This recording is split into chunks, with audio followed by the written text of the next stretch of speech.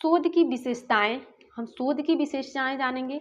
वस्तुनिष्ठ शोध, ये शोध ये शोध का सर्वाधिक महत्वपूर्ण पहलू है। ये शोध का सर्वाधिक महत्वपूर्ण पहलू है वस्तुनिष्ठ, जिससे हमें घटनाओं या वस्तुओं को बिना किसी पूर्व धारणा या भेदभाव से रखा जाता है। किसी पूर्व धारणा या भेदभाव से रखा जाता है। उदाहरण है, यदि कोई शोधकर्ता ग्रामीण शिक्षा तथा शहरी शिक्षा पर शोध कर रहा होता है तो वह पहले से ही वह मान लेगा कि ग्रामीण पढ़ा नहीं या लिखा, मतलब ग्रामीण पढ़ा ना लिखा नहीं चाहता। ग्रामीण के लोग हैं वो पढ़ना लिखना नहीं चाहते हैं, तथा शहरी शिक्षित होते हैं वे तो उनके कारण वो शोध प्रभावित हो जाता है कि ये सत्य है। वस्तुनिष्ठ है वो उसको ये उन लोगों ने ये मान लिया कि शहरी लोग पढ़ना चाहते हैं, जो ग्रामीण के लोग हैं वो पढ़ना लिखना नहीं चाहते हैं।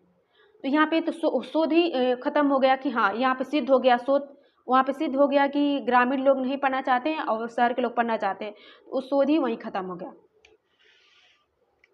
निश्चयात्मक शोध दूसरा है। निश्चयात्मक शोध का सिद्धांत प्रक्रिया एवं परिणाम दोनों पर ही लागू होता है। निश्चयात्मक का सिद्धांत प्रक्रिया एवं परिणाम दोनों पर ही लागू होता है।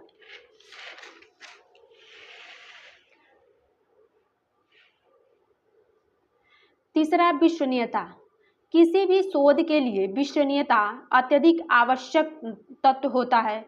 शोध प्रक्रिया के अंतर्गत यदि एक परीक्षण को किसी एक समूह पर बार बार प्रयोग किया जाए तो वह यह देख जाएगा कि उनके प्राप्त अंकों में यदि एक ही निश्चितता पाई जाती है तो वह विश्वसनीय माना जाता है। अगर मान लीजिए हमने एक ही जगह में बार बार शोध पा रहे हैं और हमको वही चीज़ बार बार मिल रही है तो हमें ये सिद्ध हो जाएगा कि ये विश्वसनीय मान लिया जाएगा कि हाँ ये सत्य है, तब वहाँ हमको वो विश्वसनीय मान लिया जाएगा। वैधता। शोध में वैधता का अर्थ त्रुटि रहित परिणाम से है, मतलब त्रुटि रहित तथा विश्वसनीयता की तुलना में अधिक महत्वपूर्ण होता है। त्रुटि रहित जो परिणाम होते हैं वो विश्वसनीयता से तुलना में अधिक महत्वपूर्ण होते हैं। ये शोध को सही दिशा अग्रसर करने में सहायता करते हैं। जब हम शोध करते हैं उसमें ये सबसे ज़्यादा महत्वपूर्ण होता है और इसे हमें सही दिशा दिखाने में अग्रसर करता है, सहायता करता है। वैधता इसके अंतर्गत है आंतरिक वैधता। ये दो या दो से अधिक चरों के मध्य अच्छे करणिक संबंध स्थापित करने की क्षमता ही आंतरिक वैधता कहलाता है। मान लीजिए फिर ये आंतरिक वैधता है, ये दो से दो अधिक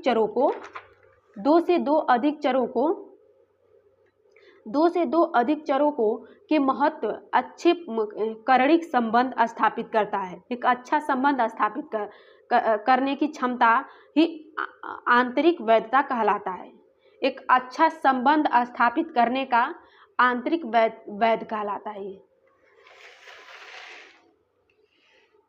बाह्य वैधता।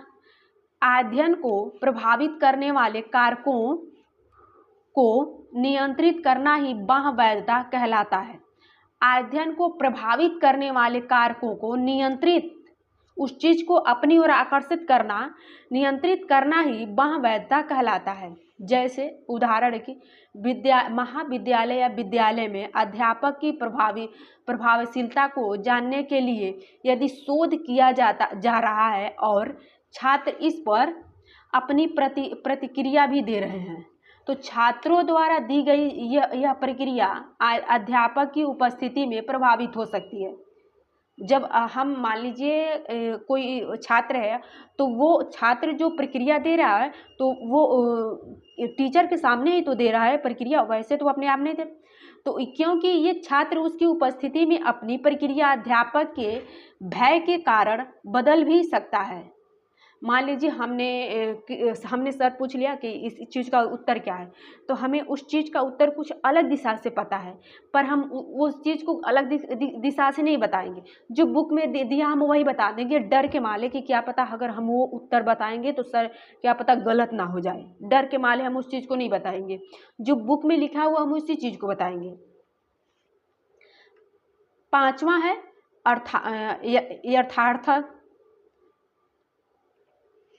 यथार्थ को मापने के लिए शोध साधनों का उचित प्रकार से चयन किया जाता है। यथार्थ शोध को नापने शोध साधनों का उचित प्रकार से चयन करने के लिए शोध प्रक्रिया के प्रत्येक चरण का अच्छे से परिणाम किया जाता है, अच्छे से उसका परीक्षण किया जाता है उचित चरण को अपनाने के लिए।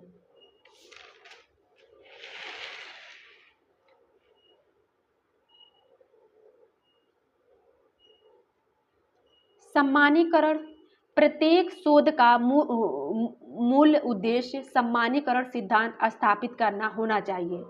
प्रत्येक शोध का मूल्य उद्देश्य सम्मानीकरण सिद्धांत स्थापित करना होना चाहिए। शोध के इस लक्ष्यों का वर्णन 2 स्तरों पर किया जा सकता है। पहला है शोध समाविष्ट सामान्यतः छोटे से भाग पर होती है, लेकिन इसके निष्कर्ष को समिष्ट पर लागू माना जाता है। इसका जो सम्मानीकरण होता है ये छोटे से भाग पर हम शोध करते हैं और उसका निष्कर्ष को समिष्ट पर लागू करते हैं, मतलब बहुत बड़ा उसको बनाकर लागू करते हैं। शोध प्रक्रिया के निष्कर्ष के बाद एक विकसित अवधारणा को समान स्थिति में सत्य मान लिया जाता है। शोध की प्रक्रिया जो निष्कर्ष के माध्यम पर जो विकसित हम करते हैं उसी अवधारणा को हम सामान्य स्थिति में सत्य मान लेते हैं। शोधकर्ता संबंध की महत्व, यह 7वां है। यह वैज्ञानिक विधि है जो किसी भी घटना के पीछे कार्य और कारण संबंधों को ढूंढता है। जो कार्यकरण संबंध के महत्व है, ये मान लीजिए कोई घटना घट गई, ये वैज्ञानिक विधि है जो किसी भी घटना के पीछे का कार्य और कारण ढूंढता है। ये पीछे का कार्य और कारण कैसे ये घटना घटी। 8वां शोध सक्रिय प्रक्रिया, शोध समस्या के साथ शुरू होकर समस्या के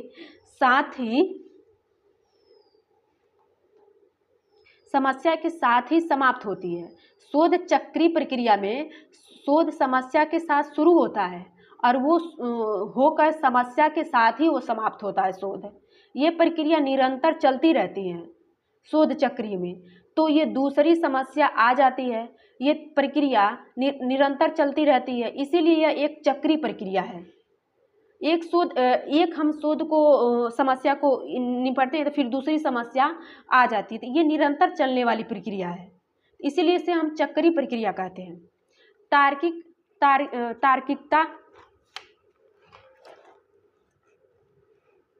तार्किकता, शोध तार्किकता को विशेष महत्व देता है, जिससे अज्ञानात्मक एवं निगमनात्मक संकल्पना को विशेष दिया जाता है। तार्किक में शोध तार्किकता को विशेष महत्व दिया जाता है, इसको विशेष महत्व दिया जाता है, जिससे ये अज्ञानात्मक एवं निगमनात्मक संकल्पना को विशेष दिया जाता है। इसको विशेष इसमें इसका विशेष महत्व अज्ञानात्मक और निगमनात्मक में दिया जाता है। अतः कार्यकरण संबंध के साथ साथ तार्किकता का महत्व शोध में अधिक है।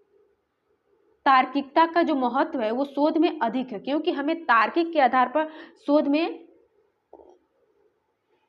ज्यादा महत्व आता है।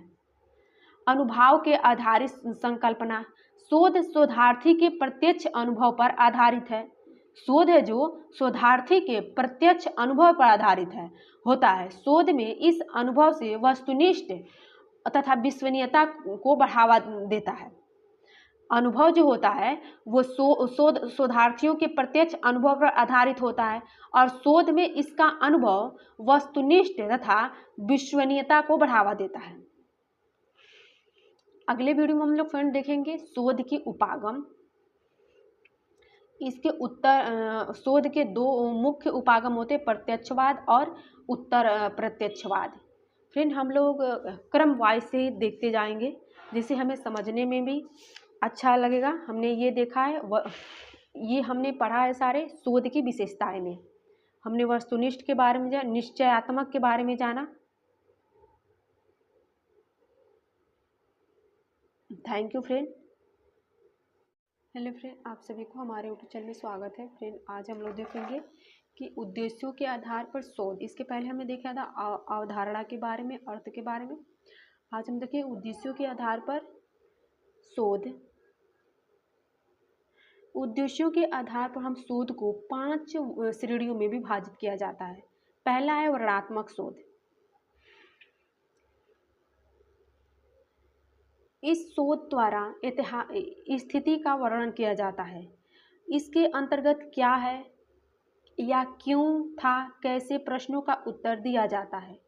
इसके अंतर्गत हम उस चीज़ के बारे में, वो क्या था, कैसे हुआ, इस ऐसे प्रश्नों के उत्तर हम देंगे।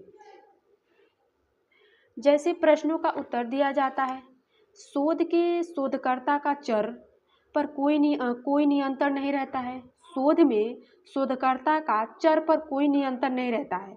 इसमें सर्वेक्षण और पर्याप्त व्याख्या के साथ साथ तथ्यों की खोज की जाती है। इसमें शोध में शोधकर्ता जो हम शोध कर रहे हैं उनका चर पर कोई नियंत्रण नहीं रहता है। इसमें बस सर्वेक्षण और पर्याप्त व्याख्या कि वहाँ पे कैसे क्या हुआ, उसके व्याख्या के साथ साथ तथ्यों को खोज किया जाता है। वर्णनात्मक शोध के भी 3 प्रारूप होते हैं। पहला है घटना उत्तर शोध। कि शोध किसी घटना के संदर्भ में आयोजित किया जाता तथा यह घटना के स्वतंत्र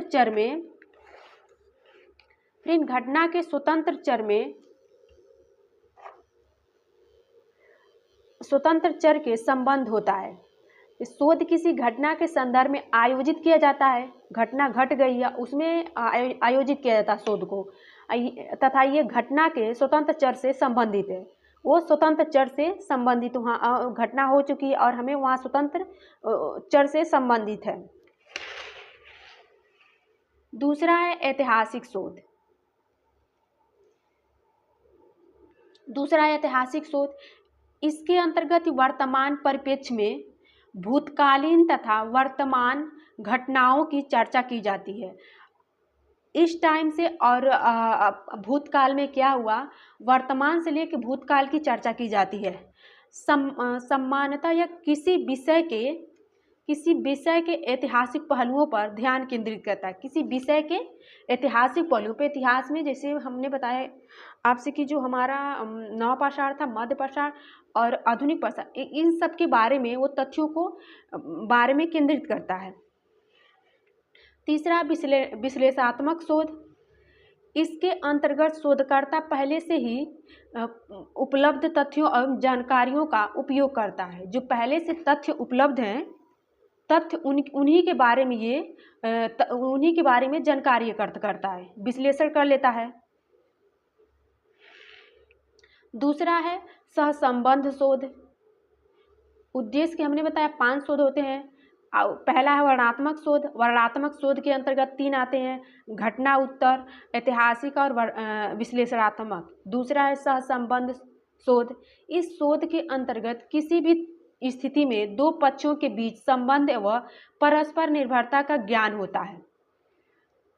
ये सहसंबंध होता है। फिर इसमें 2 व्यक्तियों के बीच, 2 पक्ष होते हैं, दोनों पक्ष की बात को वहाँ रखा जाता है और उनके बारे में उनके ज्ञान पर निर्भर करता है कि निर्भरता की जाती है ज्ञान पर कि क्या इन दोनों के बीच की जो क्या बातें ये सत्य हैं।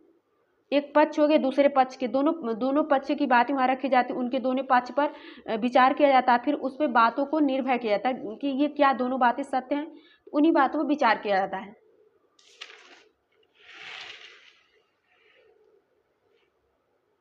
व्याख्यात्मक शोध। किसी घटना के 2 पक्षों के बीच क्या और कैसे आदि प्रश्नों के उत्तर देने की चेष्टा की जाती है।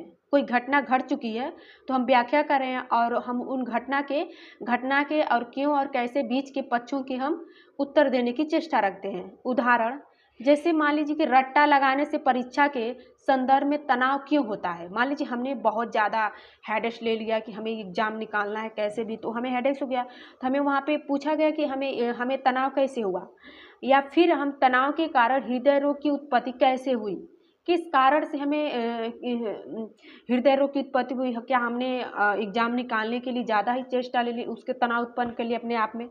ऐसे बारे में हमें व्याख्यात्मक शोध में पूछे जाते हैं। संवैनिक शोध, इसके द्वारा किसी घटना के दो या दो से अधिक पहलुओं के बीच संबंध स्पष्ट का प्रयास किया जाता है। जो संवेदिक शोध होते हैं फ्रेंड, इसके अंतर्गत ही हमें दो पहलुओं से दो संबंधों के बीच में स्पष्ट करने का प्रयास किया जाता है। दो अधिक पहलू होते हैं, उन्हीं के बीच के दो पहलू होते हैं, उनके बीच के हमके संबंध को स्पष्ट किया जाता है कि क्या ये दो जो संबंध है ये क्या सत्य है। इन्हीं शोध के उद्देश्य से तथ्यों को परिभाषित किया जाता है। इन्हीं शोध के उद्देश्य से तथ्यों की परिभाषित किया जाता है और समस्याओं को स्पष्ट किया जाता है, क्योंकि समावेशिक शोध में हर बातें सत्य होती हैं। पृष्ठभूमि की जानकारी प्राप्त करना आदि इस शोध में द्वितीयक आंकड़े, अनुभव, सर्वेक्षण, प्रकरण, अध्ययन, साक्षात्कार, पेक्षी एवं डेल्फिन तकनीक आदि का प्रयोग किया जाता है। डेल्फिन तकनीक आदि का प्रयोग किया जाता है समावेशिक शोध में। पांचवा है प्रायोगिक शोध। इस शोध के द्वारा कारण और प्रभाव, इस शोध के द्वारा हम कारण और प्रभाव संबंधों को उजागर किया जाता है। जैसे मान लीजिए उदाहरण है कि धूम्रपान के कारण फेफड़ों का कैंसर क्यों होता है। मतलब हमें ये स्पष्ट है कि धूम्रपान हम करेंगे तो ये हमारे फेफड़े सड़ जाएंगे, जिससे हमें कैंसर हो जाएगा। तो ये हमारे हर चीज़ को उजागर करने का काम करता है, हर तथ्यों को, हर प्रभाव को, ये हर कारण जो भी होता है हम शोध करते हैं, हर एक चीज़ को ये प्रायोगिक शोध ये उजागर करने का काम करता है। अवधारणा शोध के आधार पर शोध, अवधारणा के आधार पर शोध, ऐसे भी क्वेश्चन पूछे जाते हैं। ये दो वर्गों में बांटे गए हैं। पहला है वैचारिक शोध। इस शोध के दार्शनिक एवं विचारों द्वारा नई अवधारणाओं को विकसित करने के प्रयोग किए जाते हैं। वैचारिक शोध फ्रेंड, हम जितने भी अपने मन में विचार में लाएंगे, जितने सारे नए हमें अवधारणाओं को बारे में विकसित होंगे, तो ये वैचारिक शोध है जो हमें इस शोध के दार्शनिक विचारों को नई अवधारणाओं को विकसित करने का प्रयोग किया था इसी के द्वारा। दूसरा अनुभविक शोध। ये शोध अवलोकन तथा अनुभव पर निर्भर होता है। ये शोध है जो अवलोकन तथा अनुभव, हमने अनुभव किया कि हाँ ये सत्य होगा, यहाँ पे घटना घटी हुई है, हाँ ये हमें अनुभव है। इसके अंतर्गत शोधकर्ता परिकल्पना तैयार करता है। अनुभव के द्वारा ही हमें कुछ चीज़ की, अगर मान लीजिए वह घटना पहले से घट चुकी है, हमें उस चीज़ को बारे में नहीं पता है, तो हमें उस अनुभव करेंगे और उसके बारे अंतर्गत शोधकर्ता परिकल्पना तैयार करेगा कि सत्य और असत्य के सिद्ध करने के लिए वो प्रदंत इकट्ठा करता है, वहाँ सारे सबूत इकट्ठा करता है और उसके बाद शोधकर्ता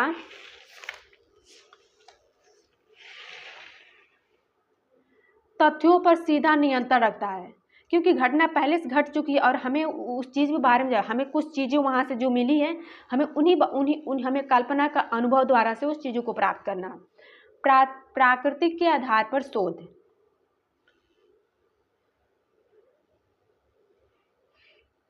शोध प्रत्येक मानव के ज्ञान में अभिवृद्धि एवं प्रत्येक समाज तथा राष्ट्र के विकास हेतु अत्यधिक आवश्यक होता है।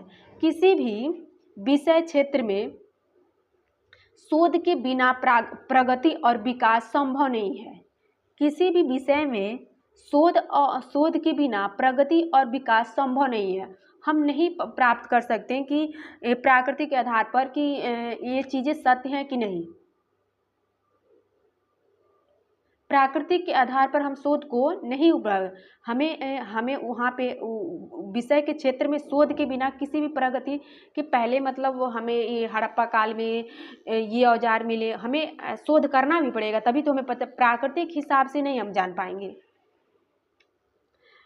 पहला है इसमें अंतर विषयक शोध। अंतर विषयक शोध, अंतर विषयक शोध में विभिन्न विज्ञापन विशेषज्ञ अपनी सेवाएं को इस प्रकार देते हैं ताकि उनके सिद्धांतों तथा विधियों का एकीकरण हो सके। इसके अंतर्गत वैज्ञानिक, मनोवैज्ञानिक, समाजशास्त्र, विज्ञानवेद तथा भूगोल आदि के अंतर्गत हमें खोज करनी रहती है। हमें वैज्ञानिक भी इसके अंतर्गत, वैज्ञानिक, मनोवैज्ञानिक, समाज विज्ञान, भूगोल आदि के बारे में जानकारी एकत्र करते हैं। इसे आंतरिक विषय शोध कहते हैं।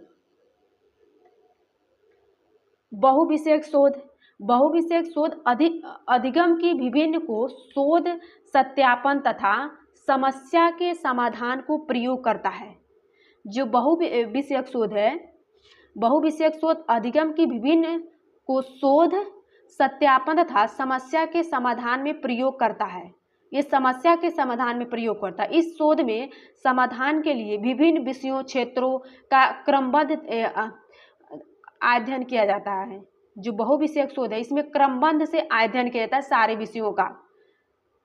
जैसे कि मान लीजिए नवपाषाण, हड़प्पा काल, आधुनिक भारत, वर्तमान, सारे चीज़ों को क्रमबद्ध से जांच पड़ताल उसकी की जाती है, तो इसे बहुविषयक शोध कहते हैं।